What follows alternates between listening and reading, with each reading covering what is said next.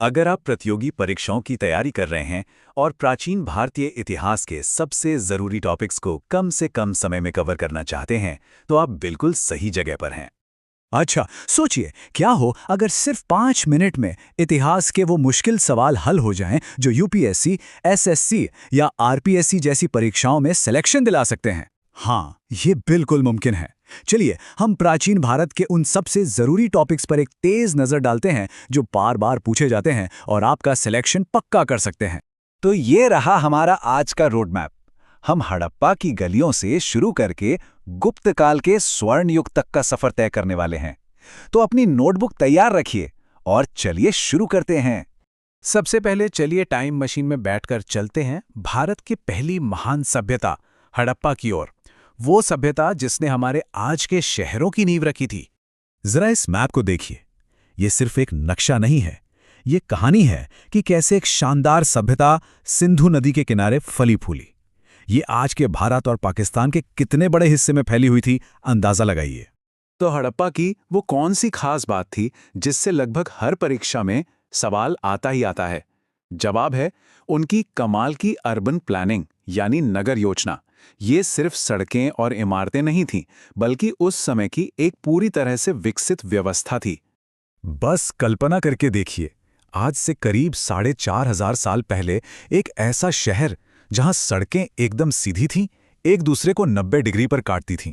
हर घर में नालियों का एडवांस सिस्टम था और सारी ईंटें एक ही साइज की थीं।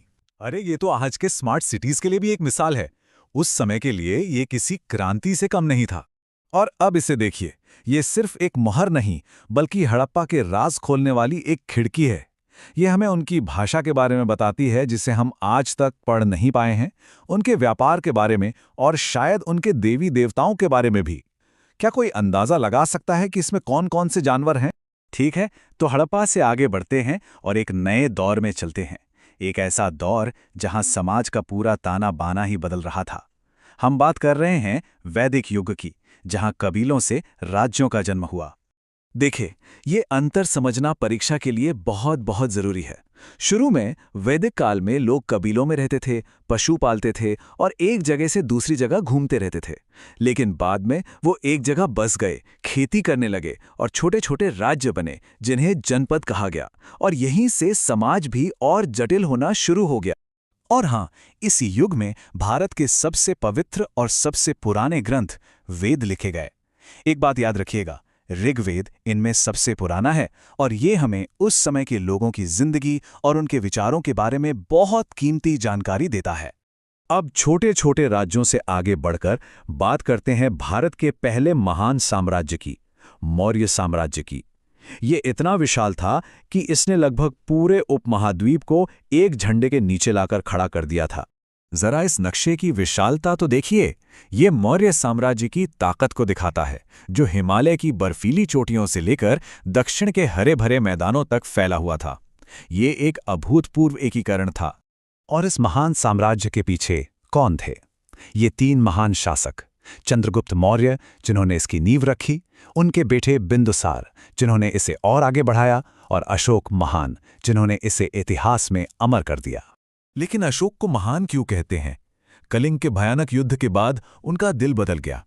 उन्होंने लड़ाई का रास्ता छोड़कर धम्म का रास्ता अपनाया, जो शांति, सहनशीलता और करुणा का संदेश था।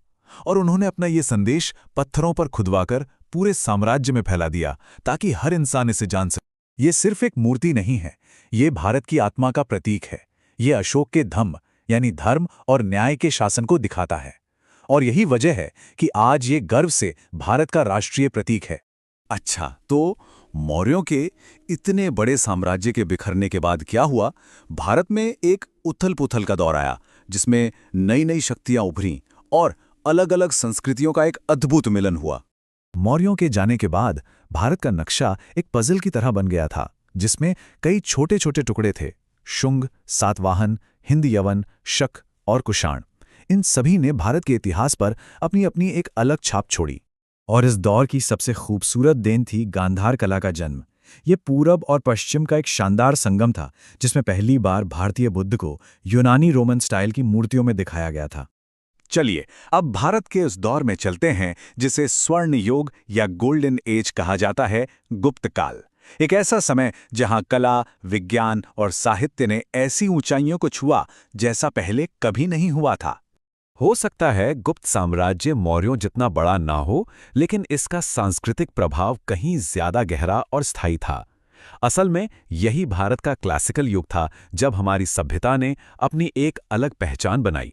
तो इस युग को इतना महान किसने बनाया? ये दिग्गजों का युग था।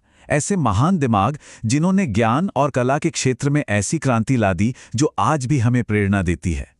और ये हैं उस स्वर्ण युग के सुपरस्टार्स। महान गणितज्ञ आर्यभट्ट, जिन्होंने दुनिया को जीरो का कॉन्सेप्ट दिया। महाकवि कालिदास, जिनके नाटक आज भी मशहूर हैं। और नागर स्टाइल के वो भव्य मंदिर जो आज भी भारत की शान है। इन सभी को याद रखना परीक्षा के लिए बेहद जरूरी है। और ये रहा 5 मिनट का माइंड मैप। हड़प्पा के नगर योजना, मौर्यों का धम्म और गुप्त काल के आर्यभट्ट और कालिदास। ये वो कीवर्ड्स हैं जो परीक्षा में सफलता दिलाएंगे। इसका एक स्क्रीनशॉट ले लीजिए या अपनी दीवार पर लगाइए और रोज देखिए। और अंत में एक सवाल, शून्य का आविष्कार जो आज की टेक्नोलॉजी का आधार है, ग्रिड पैटर्न वाले शहर जो आज के स्मार्ट सिटीज के लिए प्रेरणा है, या फिर धमकी नीति जो आज भी शांति का संदेश देती है? किस प्राचीन भारतीय खोज ने आधुनिक भारत को सबसे ज्यादा आकार दिया है? अपनी राय कमेंट्स में जरूर बताइएगा।